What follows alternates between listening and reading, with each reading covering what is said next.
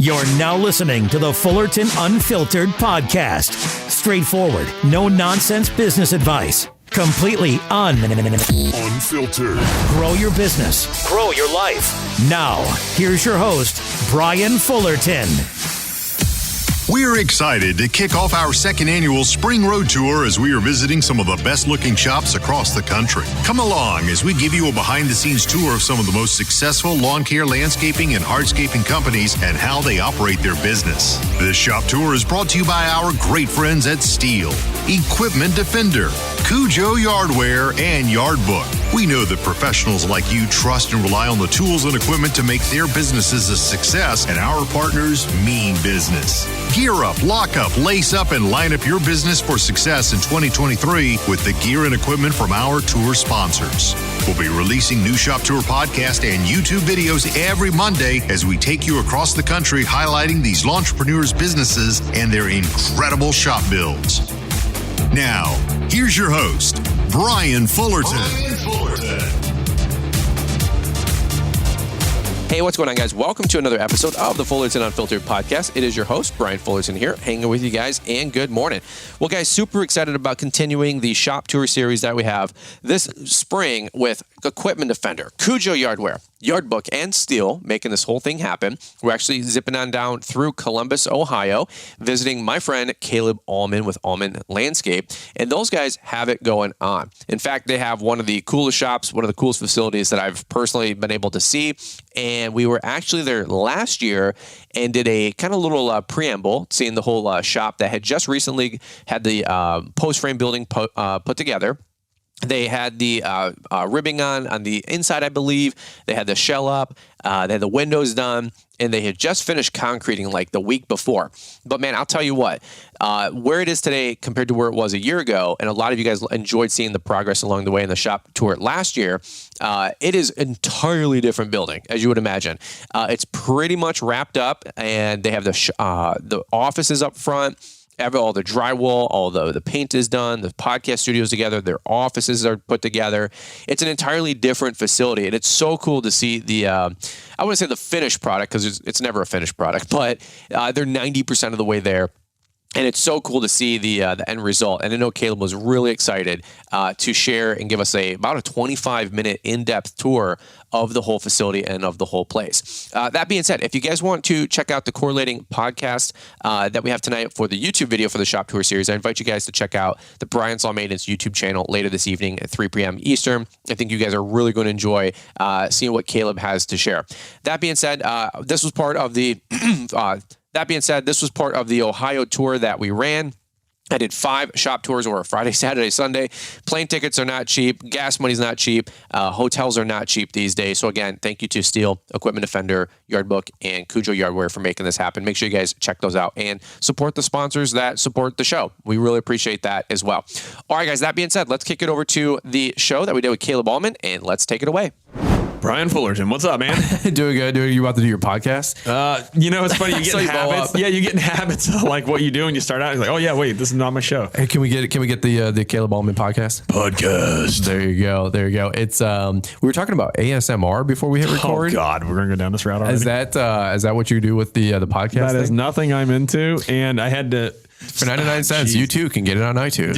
If it helps me pay for this building, so be it. I'll it's true. Like we were talking yesterday, it's a lot cheaper. I'm a lot cheaper than you think I am. That's a whole other story. So if I got to click my fingers on an Instagram video or something to pay the bills, so be it. I get it, man. I get it. Beautiful shop, beautiful place. We're here doing the shop tour series, and we're actually in. What would you call this room? What is this room? The studio room? Just our podcast studio room. Yep.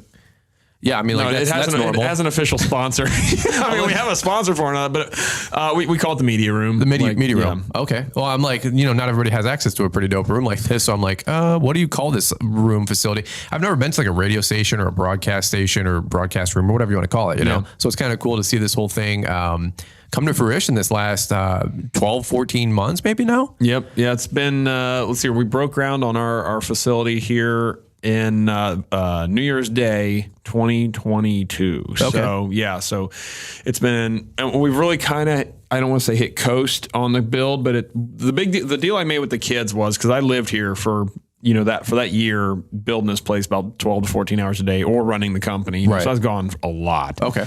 And the deal I made with the kids was Dad's going to work like this, like an animal till Christmas. And then after that, we're going to throttle back. Okay. And we're going to be going back to what they were used to prior to that because the company kind of hit like a good place where we can pull back a little bit. And so, started trying to be home more about 6 o'clock in the evening instead of 9, 10, 11, 12, 1, 2, Totally. whatever it took. Totally. And so, so that was the deal I made with the family because the kids it was starting to wear. Oh, yeah. And so that was the deal there. So here we are. And we still got a little ways to go till we're complete on internals. But then this year is the external beautification of the facility. So that's really, really cool. So is there like a 2 or 3 year master plan kind of, I guess now, right, for this whole thing? 2 year is the real goal. So internals, hopefully finishing up this year, and then year and a half of that. The reality is we're going to drag into next year as well. 4 years I'm pretty from now. sure. Yeah, I know it'll be a work in progress for a long time. But we want to dig a pond out front.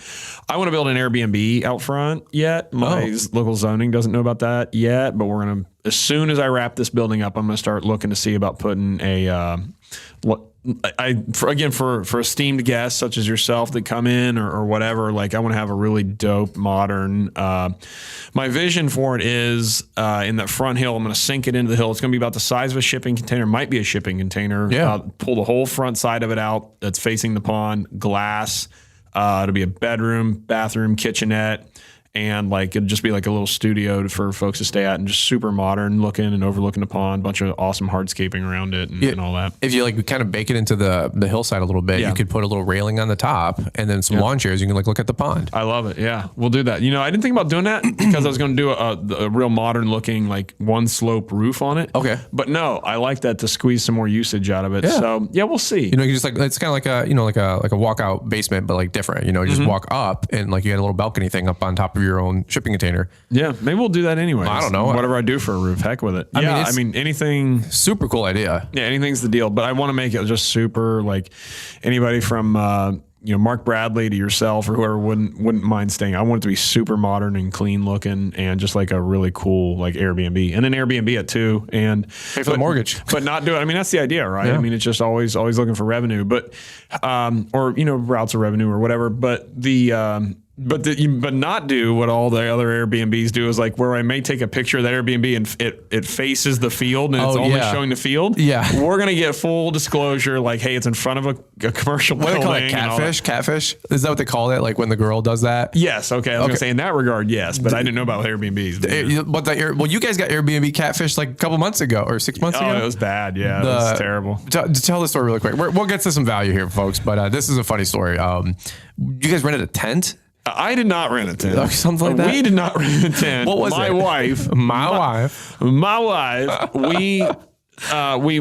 take some runaway trips, her and I, and because we run the company together, and we need to just physically leave the place if we're going to not work. And we're trying to do more of that anyways. And we have a great blessing of having, again, a great logistics team behind us for family and all that stuff. And again, those folks knew who they are. Thank you. And I'll tell you, Brian, off air why I refer to it that way. But so anyways, we slipped away for 3 days out west in Wyoming and South Dakota. We drove 2,500 miles in 5 days or something. It was just holy nuts. cow. We killed a ton of ground. But that's what we do. We want to just go see everything. Yeah.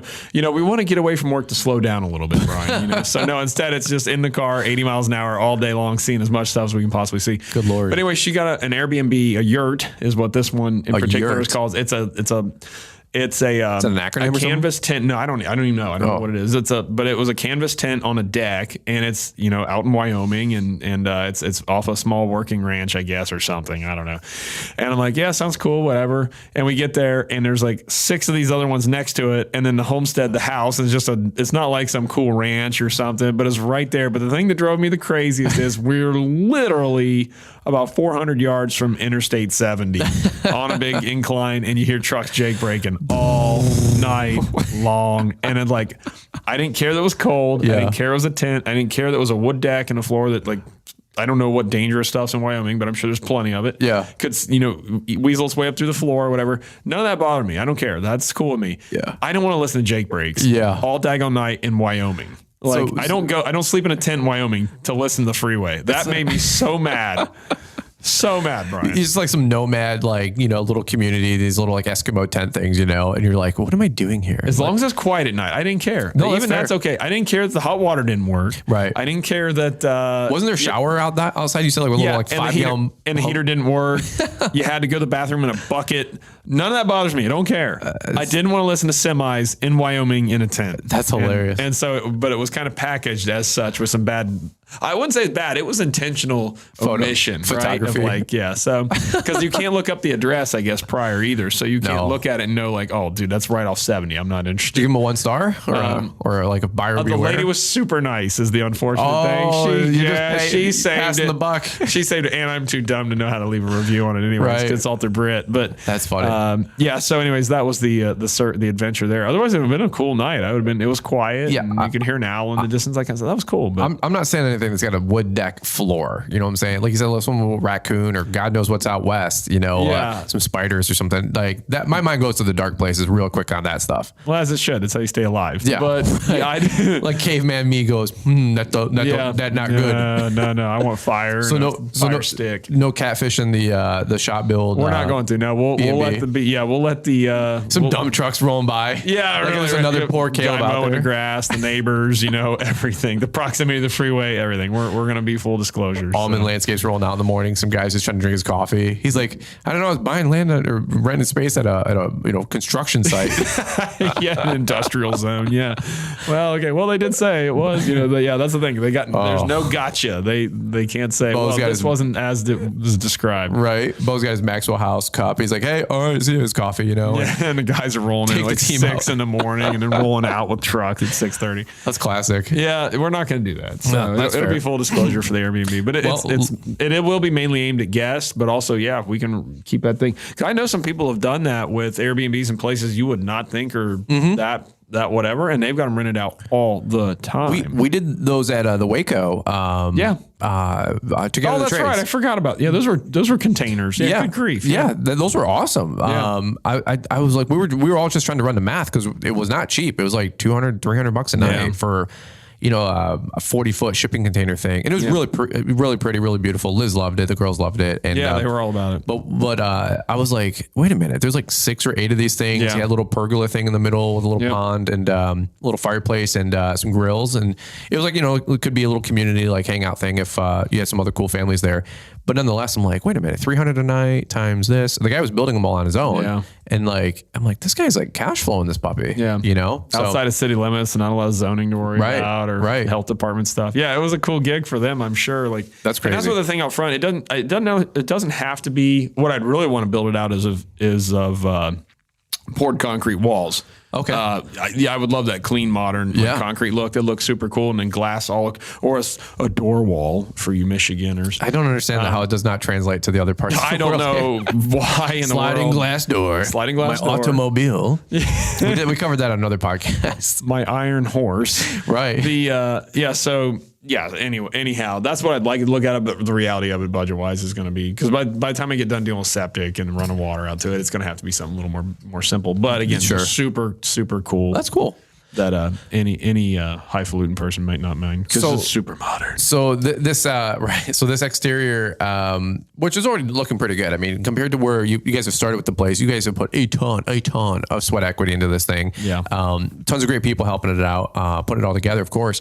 So we're here doing the shop tour video. If you guys want to check out the YouTube video, it was really, really cool because the last time we were here, we were trying to do some mental math. It was about 9-10 months ago, Memorial Day, I think, weekend. Mm-hmm. And to see where it's today versus where it was, almost a year ago, let's say, it's wild. Because when we came on down and we were just hanging out with the weekend with you guys, with our family, your family, it was really, really cool to see. The shell had just got finished. I think the windows were finished, obviously. Concrete was poured, and I think you guys had just got the doors on, 2 minutes before, right? But there was no offices, no drywall, nothing was framed, nothing was moved in, I don't think. Maybe a couple things, but not really. Yeah, we didn't have fence up or anything yet. I don't think, anyways. So, I don't even think, good point. I don't even think the fence was up.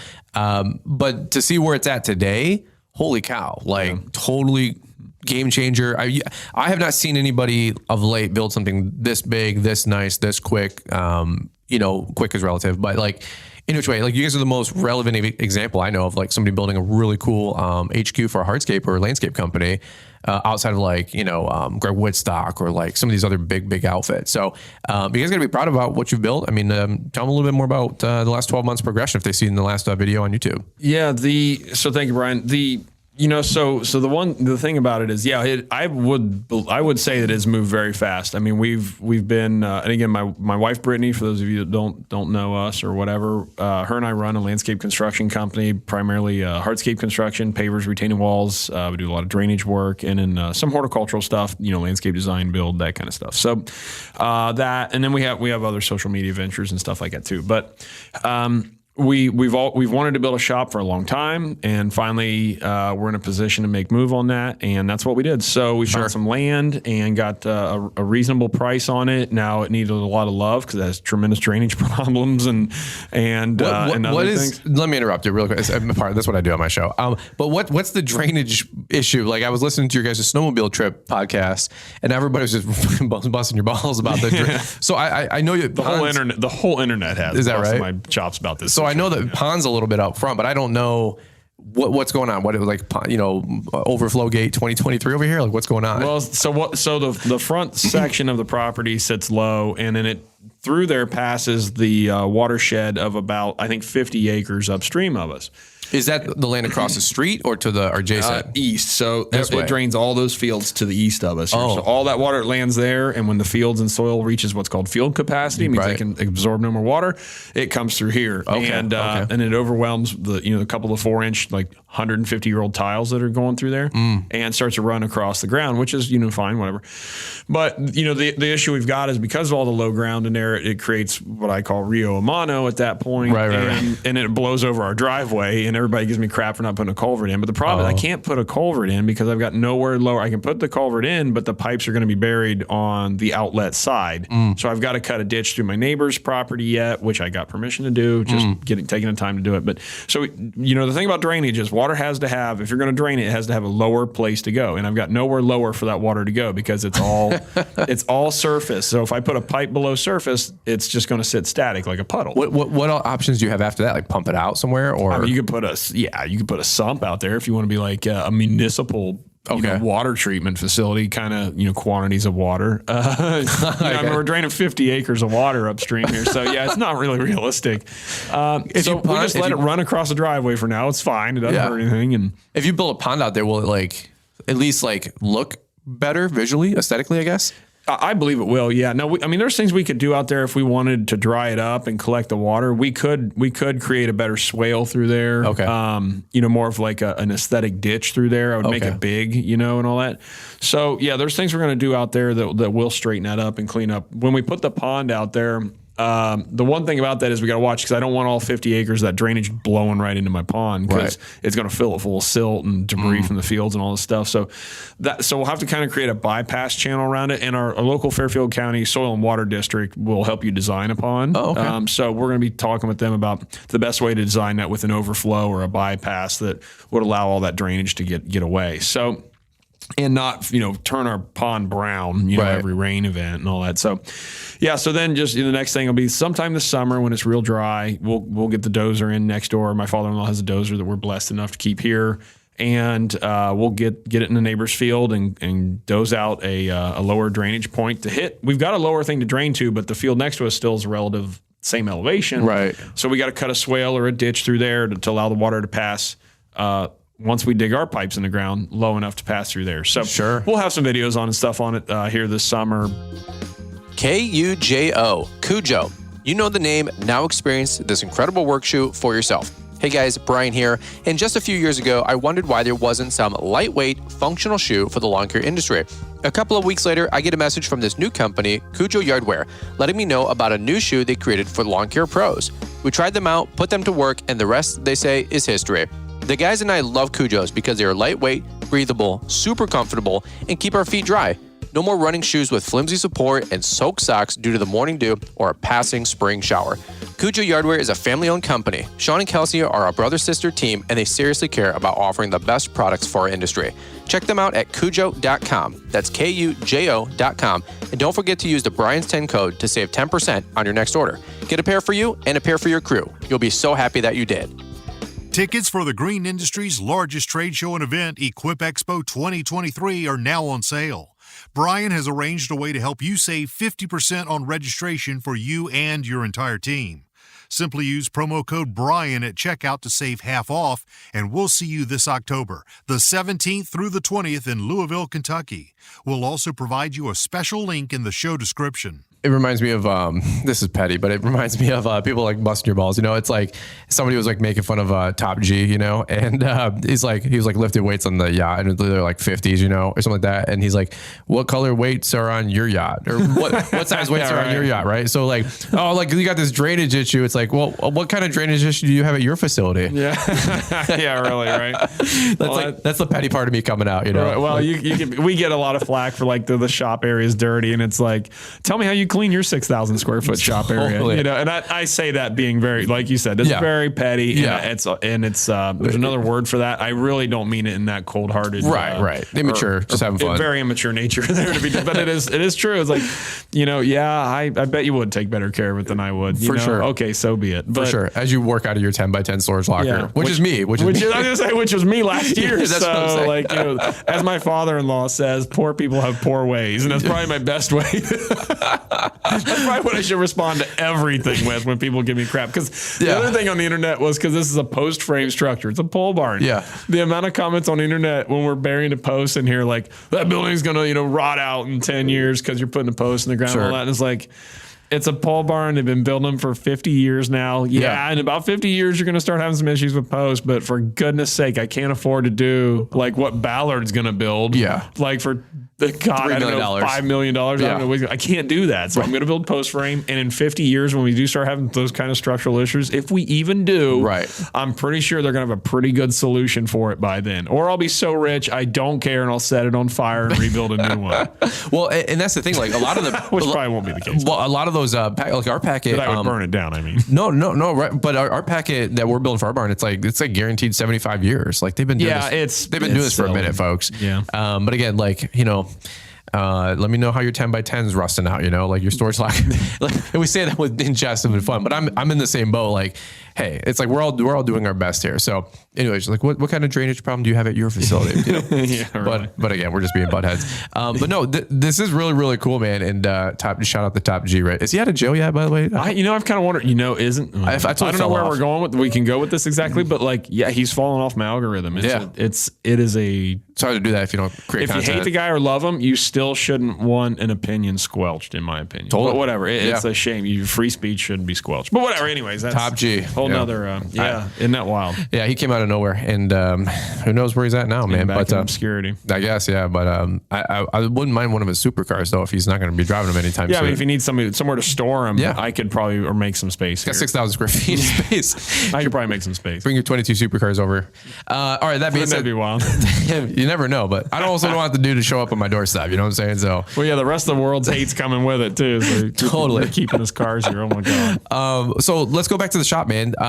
So the whole office up here, I know this is a dream come true for you guys too, because you have a couple of different offices for you, Britt, the foreman, your media guy, Hunter. I know you say his name because I know you gave it out, but so tell me what it's like having everybody show up here versus a 15 by 30 or 15 by 40 storage locker, you know, just 18 months ago. Like, this is, like you said, been 10, 15 years in the making, and now you guys are finally here. How are you maximizing it? What do you enjoy about all this? You know, Brian, you just reminded me of, like, I ought to look up. I don't know what our official, I would say, move date is. Okay, I'm going to look that up because I don't know actually, because that would be kind of cool to know that. Oh yeah, gosh, we've been here a year or 8 months or whatever. Okay, so for context, still going backwards. You know, we were up until last summer, 2022, midsummer, running out of a 15-foot by 40-foot storage locker, bay unit with one strand of 110 power, one, just one outlet. So, enough to maybe charge a dead battery or something, whatever, run a light in the morning. And we ran out of there for, probably 15 years almost now. And so, so with that being said, like this place is like a lot of hard work and culmination of sacrifice and hard work and hard lessons learned and all that kind of stuff. So what was the question? Well, how would you guys max it? Amen to that. To be fair, we're actually podcasting last night till literally 1:30 in the morning. Yeah. Me, you, and John Pajak. So we're a little. We need some more coffee. Tired. But no, I'm saying like, how have you guys maximized the space? Like, because that's right. Yeah, this was the dream come true. And like the efficiencies, the guys, the having be able to bust out a podcast, work co-side with your wife, because you got like the split office thing, and you can make business decisions or project decisions like. Is it coming true how you thought it would? Yeah, and it is, and more than I realized, I think, actually. Yeah, so I've heard for years, guys and gals talk about, like, working in their home office and stuff like that, and then when they went, and got their own facility or their, rented some office space or whatever, like, how much more they were able to focus on what they were doing. And, Sure. And I thought when Brittany and I were working at my house, no joke, an office that was barely 6 foot by, I think, 13 feet. That was our office in the house there, a little tiny room, little shoebox. I'm going to times on the calculator really quick to see what that is for square footage. What is that? 6 and 12 would be 72, right? So, yeah. 72, 78. Yeah, so just, I'm not smart enough to break it past the easy numbers. 75 square feet. Yeah, it's just absurd, right? Right. And just like, and we ran our company out of there for, since we rebuilt it and moved there in 8 years at least. And I mean, that's what we did. And so, we had 3 young children at home, which to that extent, that part was cool. And maybe that was the right phase and time for us. That was really cool. But being here now, how much we can focus on what we're doing and the task at hand, and like, we need to, go over to the media room and record a podcast. So we stay up on our task there. The guys, I'm here at least by about 6:30 every morning now. And then Britt gets here after doing one of the hardest jobs, just and trying jobs, maybe more so the case of like getting kids ready and get them to school. And she heads here and is generally here about a little after 9 in the morning. So, but the fact that we're here, we're not at home, you get distracted by running a load of laundry or like just it's so crazy how I didn't realize how much I thought we were doing pretty good. Maybe we were really, but like, as far as like distractions go, but now that I'm here, it's so much easier to focus on just work. And then you go home.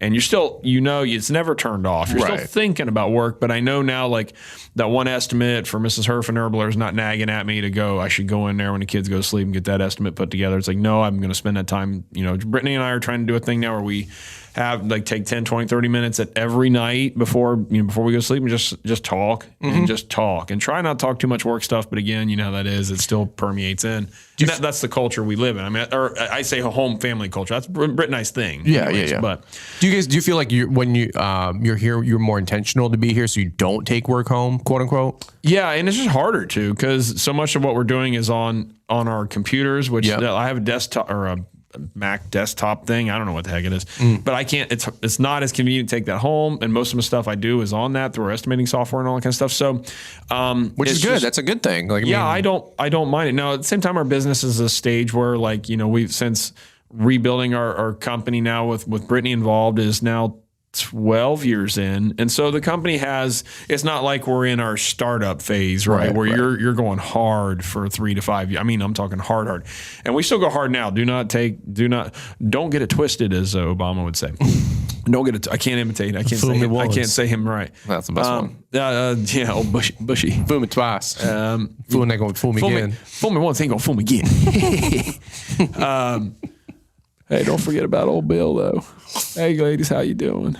You should just do a podcast with like all your different presidential voices. Like have all the ones I do a bad job at, and just do the whole show. Right. So, anyways, I was gonna say, anyways, dude, I think it's just nuts, Brian. It's just crazy. And then like I see the guys about every morning now, as opposed to like when I was in the office at the house, like I drive over. Yeah, I literally would see the guys every 2-3 days, or when a project would start, I would go meet with them at the shop in the morning or see them on job site. And I didn't see them much. Now I see them every morning almost. And even if it's just for a minute, and I just say hey to them, and they know what they're going to go do that day. We've got a really good thing going with that stuff. And just, hey guys, how's it going? How's it going? Whatever. And that's it. And I'm not bugging them, too much. I try not to bug them a lot. I try to let them do their thing. They know what they need to do and go through there. But communication is so much better. You get a lot more information. Because like the rule was, like everybody's got text, on the way in, just let us know you're in. So we're not worried about, guys being out or whatever. And just, hey, we need to know, what do we need for tomorrow? If we need anything, all that kind of stuff. And now it's so much easier to communicate that. And we're just going to get better and better because we've got great big whiteboards we want to get out in the shop so the guys can put like supply needs out there and just kind of write all that stuff aside from their daily time tracking stuff, and they can write their reports and all that. But like, dude, it is just, and it is as, how sometimes you do stuff and you're like, well, that wasn't as cool as I thought it was going to be. Sure. This is every bit as cool as I thought it was going to be, and then some. And then some. And more, and actually way more. Yeah. It's just, the one of the other things, like when clients come by here, or potential clients come by and they come in the lobby, they're expecting a dirty old shop, from landscapers maybe, or maybe they're just not expecting this out of a landscaper. And although I think the image of the industry in general is elevating, thank the Lord, but we got a long ways to go still. And I mean, I'm part of that too. We got a long ways still to go to elevate our image as a company, Auman. But, just like hosting clients in the conference room is the coolest thing, man. It feels so big, boy. It is so cool. What did it feel like when you brought the first person in, like the first client? They customer? just showed up. Like civilian. Civilian. That's what I call it. So like, we were just working, we were just here in the office working, and this couple came in and they had found us on Google and like the Google business page thing or whatever. And they just came in and are like, well, we'd like to talk to you about a hardscape project or whatever. And we're like, okay, this has never happened yet. So it has, but other clients come by, but the building's not been finished. Okay. And so it's like, well, we're out, like you were here last time, out in the stick of the stick building, and like, well, okay, this is what we're doing and all that. So anyways, we're like, well, we don't really have a protocol for this yet, but I was just going to say, what do you do? Let's go in a conference room. Yeah. And so we get some catalogs out and they show us pictures of their house and what they're planning on doing. And it was cool, man. And it's just so much of a dream come true. And the thing I keep going to this on is like, it's easy, if you follow us on social or whatever, it's easy to see, and I fall victim to this too. And I talk about this a lot. I feel like anyways anymore, ad nauseum, if you will, to make Dan Barham happy using that kind of verbiage. We would be, I see like my buddies, Andy and Jeremy, and then you with nice trucks and just all this stuff. I'm like, God, we suck. What the hell? Like, we don't have the tilt rotator yet. And we don't have I don't have a nice personal truck. Well, I have a nice truck. Lord help me. I have a nice truck, but it's getting unnice. Yeah, right. That's fair. It's getting unnice. I made mine completely unnice after that last snowstorm. So it's got more dimples and character on it than I can afford to imagine right now. But battle scars, man. Really? So like, I want to say this with as much gratitude to God as I can possibly muster as a mere mortal here. But God, I'm losing my train of thought. But the main thing is like, well, comparing yourself to Andy Mulder, all these. Thank you. Yeah. And it's like, so when you look at if you look at our shop or whatever, like you can do this too. I don't want to say like we're above anybody, because like we're not smarter in business, I would say, by most measures. You can, if you want to build a shop like this, and this is the thing we were talking about on a podcast the other day or the other night, and it was like, Brittany and I never thought for a minute that we couldn't do this and that we would not do this. It was just what we were going to do. And so to bark up that tree again is like, what you feel like you can do and you will do, you're going to do it. The stuff that you have doubt about, you might not do it. And so like, I'm trying to change my thinking on some of this stuff of like, what am I telling myself that I can't do? So like, make sure you're telling yourself that you can do things that you want to do, right? Yeah, that's awesome. And don't let it don't let your own negativity hold you back. But at the same time, like when you see other people on the internet, like don't hold yourself to those standards, but do use it as motivation. Yes. Sure. But don't like, man, we suck, or why do we suck? Now to that effect too is Caleb's self-deprecating nature. Like one of the greatest and most hurtful quotes I've ever heard was, "We all have the companies we deserve." Yeah. And it was like, oh my gosh, kick me in the groin again. Yeah. Like, ouch, because I know how much better I want to be. And it's like, oh no, this is my fault. You're saying no, I want to blame everybody else. I heard a guy say, you have exactly in your checking account how much money is in your checking account. What you have in there is exactly what you deserve. And I was like, I was like, I'll throw down, bro. I'm about to lay hands. Yeah, that hurts my feelings. Because I think at the time I probably had, maybe $1,000, maybe $10,000. I mean, no money. And I was like, that's not true. You don't know, blah, blah, blah, blah, blah. Dude, you don't know me, man. I mean, man, you want to talk about like a good thought exercise about how much excuse making you can make in 90 seconds or less? Yeah. Have somebody tell you a hard truth. Oh, I was like, man, this guy's lucky that. How well can you handle hard truth? Yeah. And then you're like, I paid money to talk to this guy, or like at a conference. I paid money to talk me up, not talk me down. Just beats you over the head, Let me ask you this, because we'll probably wrap this thing up here in just a quick second, but I super appreciate the time. But let me ask you something. Of course. This is an interesting thought, while you were sharing, I'm thinking to myself, man, like what an awesome season, what an awesome phase, what an awesome chapter, the last 12 months, let's say in the next 12 months, this, I mean, maybe all in, because you guys are trying to negotiate the land for quite a while. So this is a 2-3 year chapter, right? In season. Mm-hmm. And something that I learned, and I've talked many times on our podcast before, is like the peak principle. Like you don't just climb the top of the mountain at one go. Like you get to a base camp, right? And frankly, you get to the top of this little first peak or ridge, and you get up there and you go, holy cow, like this is awesome. But then you look up and there's this huge other mountain, but that mountain was hidden behind that first ridge, that first mountain, right? So it's like peak to peak is like, hey, don't just try to go from here to the shop, go from here to a locker, here from one locker to 2 lockers, right? Like peak to peak principle. Yeah. So you guys have been very vested in this whole phase, this chapter, this conversation. This is like, if anybody was like, hey, describe Auman, I'm like, oh man, awesome family, great shop. Okay, cool. But that's not like your total identity. This is like the season you're in identity. So what's the next know and your knower type thing that you guys are looking to accomplish after? Because, hey, like you can only do so many podcast videos and the guys can only be so enthralled about the shop for so long. After this, it's like, hey, we need to go, build patios. Right. So what's the next, and I'm just talking out loud. This is just like a brainstorm session, but like, where's the next thing, in your brain, your heart's desire? Like, where's the next thing that you were so belief driven about the shop going to happen, right, that you're like, what's the next thing that you're like, dude, this is where Auman goes next? And so that's an awesome question. And Brittany and I actually kind of had this happen as the shop was nearing more completion of like, and something I think we can credit you and Liz to was like the dream board and the vision board and be more goal oriented instead of just hammering away at, kind of this idea we have that's in the ether. We started putting it down, right? Yeah. Like on paper, I mean. And so, that being said, we started kind of pounding through some goals. We want to get property bought for a shop. We want to build a shop. We want to do a couple other, little things and have a certain amount of investments and, investing and getting our 401ks and stuff funded better and all that crap. And so we started punching through a lot of that. And it's like, Britt, I think it was Britt. She's like, we've kind of really punched through our most recent goals, and we realized we didn't really have like a 5-year plan anymore, or a 2-year plan or anything like that. And so we set an actual time to do some more strategy sessions and stuff like that. So, so we've moved the markers again, right? So now we want to build our own house. As soon as we watch you go through like you did with the shop and watch us struggle, I want to see and learn from how you build a house. I want to learn about all that. We'll all compare notes in 24 months. Really. Because my gosh, I can only wait, but I'm taking so many notes on these shop tours. You guys have no idea. I'm like, okay, note to self, Well, and so when you build your house here in the next year, within the year here, I want to learn from that from you. The irony in 18 months, we both tell each other, hey, don't do it. Yeah, really. Right. Yeah, we're like, just rent a shop. Man. It's actually not that bad. Stored lockers are pretty dope. Man, keep it simple. Run low key. Mortgages are not fun. No, I'm just kidding. It's not the mortgage; it's getting there. That's right. Lord, the build is crazy. But totally, and that's all a joke. I mean, it was an awesome experience, and man, learned a lot about everything.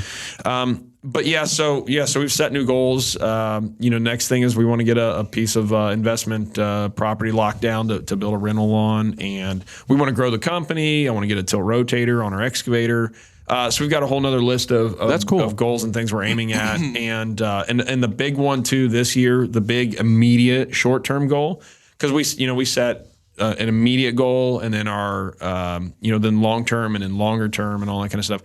Building a house in 2 years, that kind of stuff. But the short term immediate goal we're working on is refining the facility now. So last year was survive, was kind of the mantra of the year. It was just survive the year, maritally, financially, just mentally, just survive the build. I get it. And then this year is sustainability. Caleb, I'm losing my own mantra here.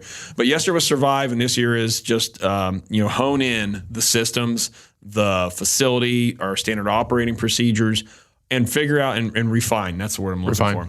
And just get this place maximizing to where it's running on all 8 cylinders.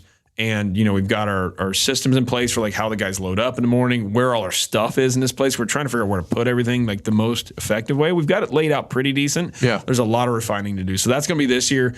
Then next year, we want to push the company to I don't know. We want to go from about $1 million in production to $1.5 million or $2 million, somewhere in there. Okay. So that's next year. Next year's growth. But like I said, this year's stabilized. That's what we've been saying. So survive, stabilize, and next year is, you can say thrive if you want to go some Grant Cardone. I was like, give me some 3 S's or something, Yeah, like, really, right? It can go on a T-shirt or a mug. 100%. So yeah, next year is really push the throttle back down again and grow and add some people that allow us to grow, salespeople, that kind of stuff. So that's the overarching, big picture. Quantifying it, yeah. That's where we're going. And we've refreshed our job board and our vision board and our job board, our vision board and dream board. And that's where we're going, man. So that's so cool. We're just trying to square the building up this year and I'm curious. Enjoy the kids again too, by the way. Yeah. Well, no, and it's cool to see. And by the way, I've said this 100 times on podcasts, and I'm a believer. I'm not trying to convince you guys on it. This is what I'm realizing. Like when you're shifting gears through a car, you guys know what I'm going to say next. Not to bore some of y'all that have heard this many times before, but when you're shifting gears in a car, you're going 6th gear, 5th gear, 4th gear, 5th gear, 3rd gear, you're shifting gears in life. It's not just ramrod 6th gear. And because if you just do that on any racetrack, we all know eventually, there's a straightaway, but eventually you're going to hit a corner and you're going to smash through that wall. And so last year you guys were like, hey, let's ramrod 5th gear, 6th gear, build this thing. It's 12, 14 hour days. And you guys put in a lot of work. I remember watching your stories all the time. And I mean, simple math, you'd work backwards, like posted 14 hours ago. I'm like, wait a minute, that's like 11:30, and you're putting in an outlet or right. You're putting in a light bulb. A lot of late nights here. Totally, dude, totally. And, but like, you're like, hey, this year, like instead of like ramrodding at the shop, we can drop it down a gear. And then the other family gear, if there's multiple transmissions here in this weird analogy, you can say, hey, like, let's go from like, 2nd, 3rd gear in the family back up to a 4, and I think that's, again, we talk about all the time on the podcast. I don't think anybody gets a balanced life. It's a counterbalanced life. And so the shop got a lot of time one year and the family, not suffered, that's not the right word, but there was a sacrifice. And so now this year you guys can be more invested in the family and have a beautiful facility and the whole family can be proud of what you guys accomplished, Right. I mean, that was always the way we, that's always the way we marketed it to the kids is like, this is a big move for the family. Yeah. This is what we're all going to do for the family. Yep. And that was just the way we framed it. And the kids were very involved and it was really cool. And Britt was obviously tremendously involved with it and be it, on the home front or here working, whatever the case was. So it was a big team effort, but that was the idea is, the family, the Ohana is a big deal there. And that was what we pushed for. And we got it in and that was the goal. And that's something we've preached for a long time. Like when you start a company or, cause we get asked all the time, like you do, Brian, like, I'm thinking about quitting my company or, quitting where I work and start my own company and, whatever, what do you recommend? It's like, well, one, save up as much money as you can immediately to be sure you make that jump and then talk to the family about what the expectation should be that it's going to take like the first 1-3 like I'm going to work like an animal for the next 12 months 36 months whatever and just make sure everybody's on the same page with it and work and navigate your way through that way. And that was one thing about halfway through the build I realized like we hadn't really talked to the kids and that because we've been good about it in the past but on this build we kind of got sidetracked there and we're like we're going to work like this till Christmas on this place and then we're going to ratchet back. We're going to throttle back a little bit. And that was the deal. And come Christmas, and even though there's a lot more to do, we started pulling back in the evenings and making sure I was home more often in the evenings and more nights a week and that kind of stuff. And that was the deal. Because you break that deal, the next deal doesn't mean anything. You're only as good as your last deal. And you break that last deal, that last promise, and the next one's going to be looked at a little more skeptically. Yep. And so the next time you make that deal with the kids of like, yeah, dad held his word last time, then cool, I'm in it. We're in it to win it.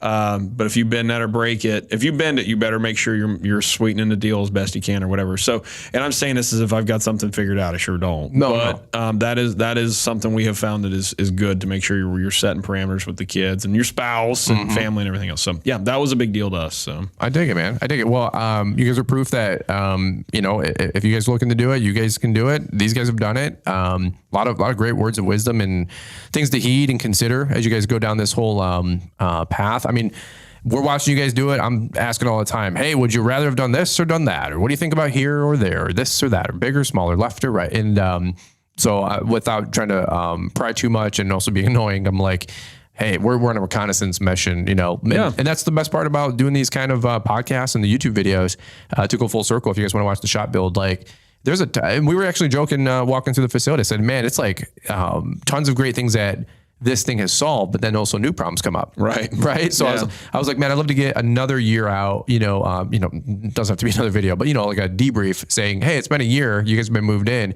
How are y'all, who's taking out the trash? Who's restocking the toilet paper rolls? You know, like who's sweeping the shop? We were talking about, it took you 45 minutes to shop the floor or, just to squeegee the floor. Yeah. And just trying to, cause that's what I think I'm finding is our best dust control out there. Cause the big janitor push broom thing is you're just kind of shuffling dust around. Yeah. That's not really doing an effective job.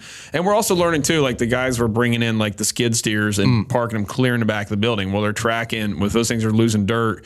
We're now tracking 60 feet of dirt across the shop. So now if we're bringing machines in at night, which I love doing, it's great, but we're going to get them just inside the doors as much as and we're not going to track mud clear across the whole facility. Right. So little things like that we're learning of like, it's crazy, the little stuff, man. So the whole year is going to be full of that, I'm sure. I would say a year from now, we see like 9 of those like wet Roombas, like whatever they're called. Dude, like, I'm game. Yeah, I mean, I'm going to have a robot mowing the front field. I've already got a Roomba in the front office doing I need a couple more of those, I think, to keep up with the amount of dust coming into place because we're a construction company, so you're going to have that.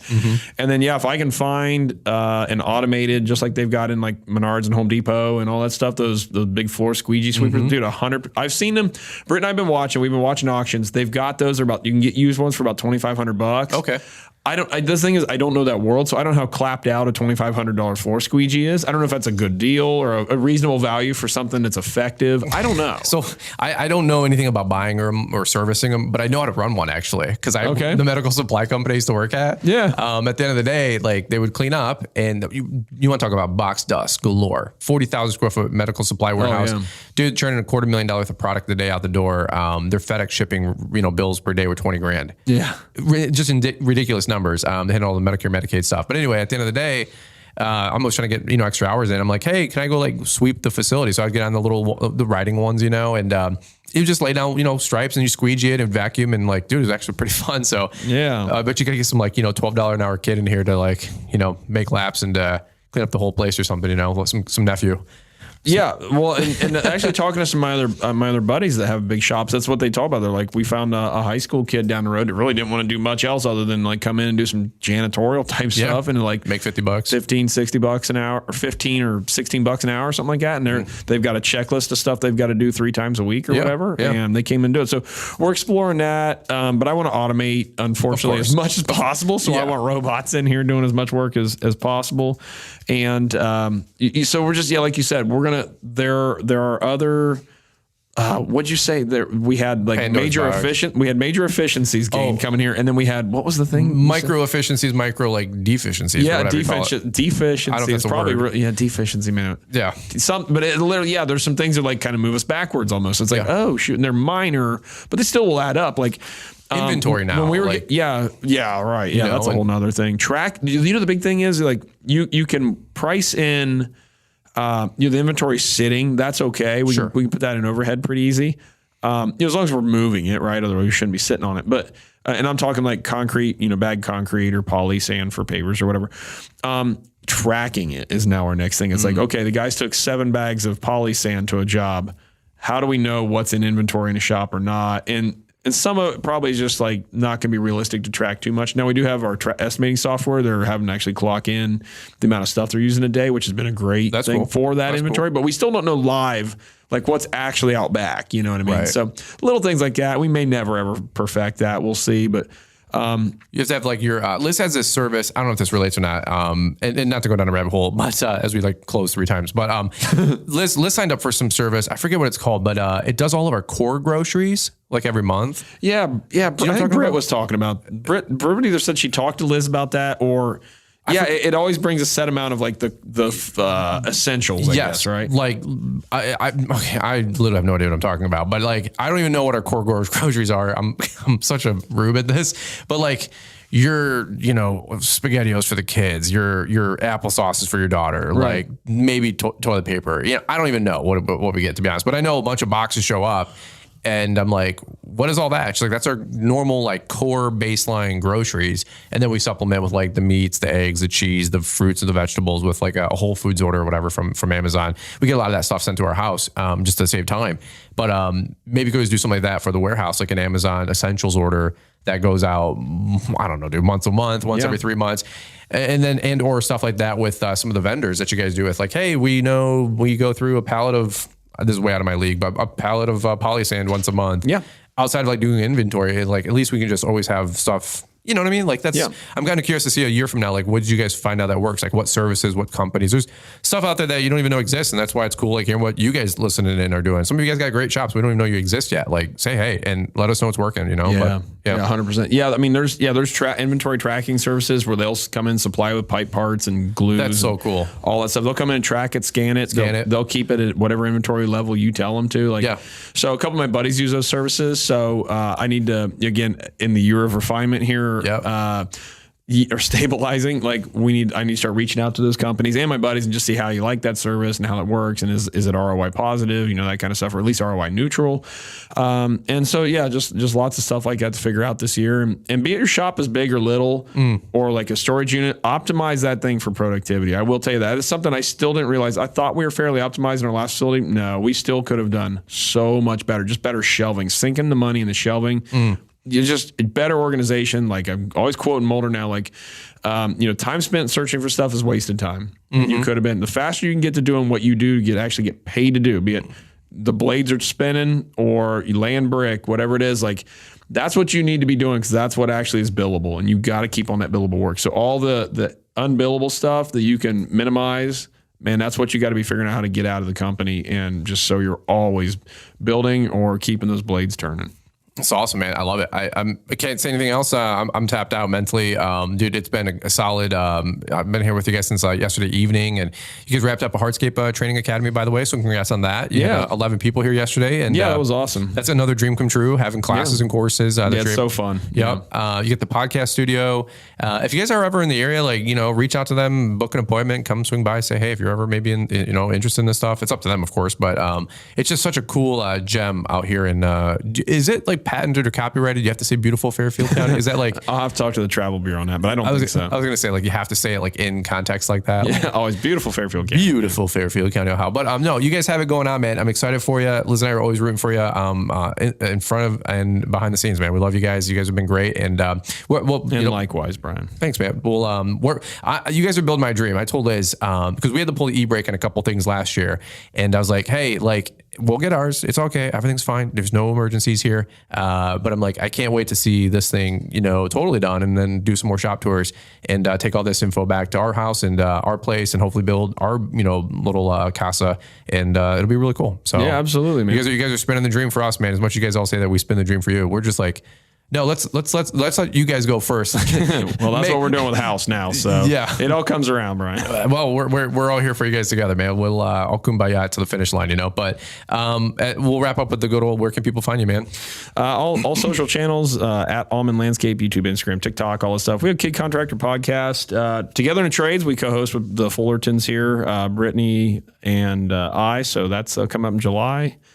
The Hardscape Academy, that stuff. We have training videos for paver installation, all that stuff. So we're happy that anybody follows along. We're always flattered that. And Brian, thanks for being on a shop tour. We're really psyched to be part of that. And there's been some great shops in there, like Geez, a couple of my favorites, like Mitchell, and a Mulder shop that went through his real good. And cause that guy's an organizing psychopath. Like that was super cool. They're both Mitchell and Mulder. Well, yeah, they are both about as OCD as it gets, but man, they've got some just hyper efficiency organizational things figured out. So some great stuff on those shops. Sons, I mean, there's so many guys out there who got some really cool stuff going on. So your tour series is really good. So thanks, yeah, guys. man, it's awesome. So we're flattered to be part of it. Absolutely, man. Well, no, and thanks for opening up as always. And pleasure's all ours, man. So guys, give them a shout on YouTube at the Auman Landscape YouTube channel, like Caleb said, and then Key Contractor Podcast.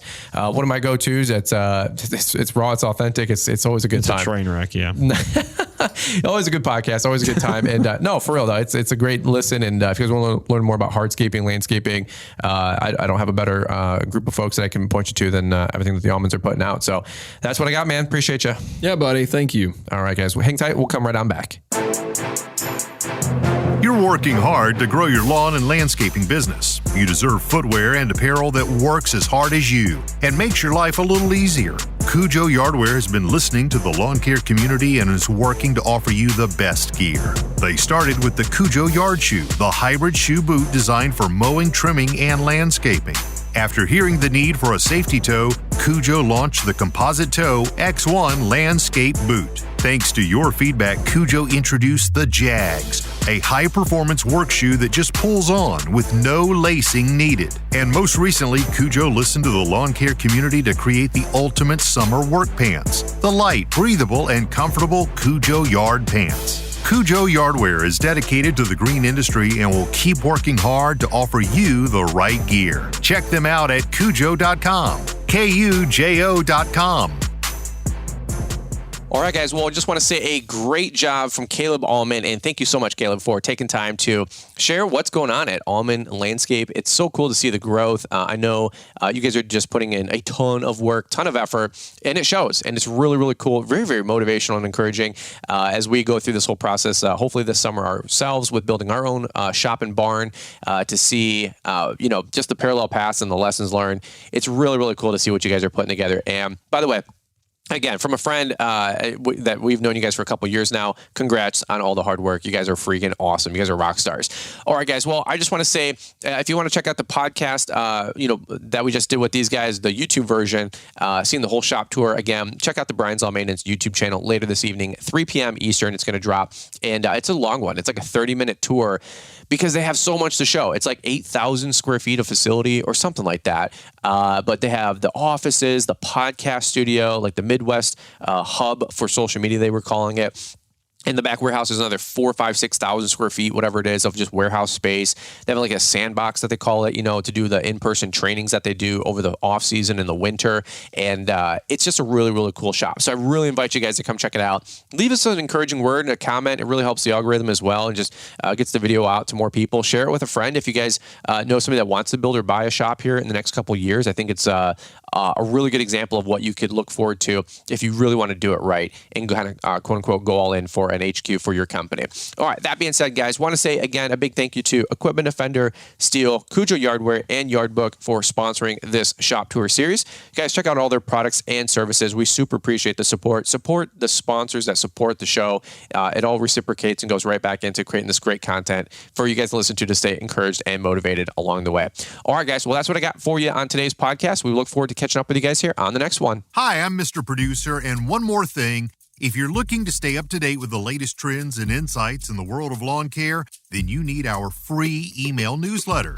It's delivered 3 times a week and includes a Monday motivational to kick off your week, a Wednesday what's new to keep you informed, and a Friday weekly recap of all the content we put out. Join our mailing list to stay connected to the world of lawn care and get exclusive access to the latest and greatest from Fullerton Unfiltered and Brian's Lawn Maintenance. Don't miss out on this opportunity to stay ahead of the curve and elevate your lawn care game. Sign up now with the link we've provided in the show description. Thanks for taking the time to listen to the Fullerton Unfiltered podcast with Brian Fullerton. We hope you enjoyed this production. If so, please consider leaving us a 5-star review for the show. While the techniques and ideas presented here are designed to help you grow a more successful and profitable business, no one can guarantee these results for you. We want to emphasize that entrepreneurship is not easy, and the ideas presented here are just the opinions of Brian Fullerton and his respective guests. No one can guarantee success for you. That being said, we hope the ideas presented here help you and motivate you to go on out there and crush it with your own business. Fullerton Unfiltered Podcast. Thanks for listening, and we hope to see you on the next episode. This has been a Brian Fullerton and Mr. Producer production.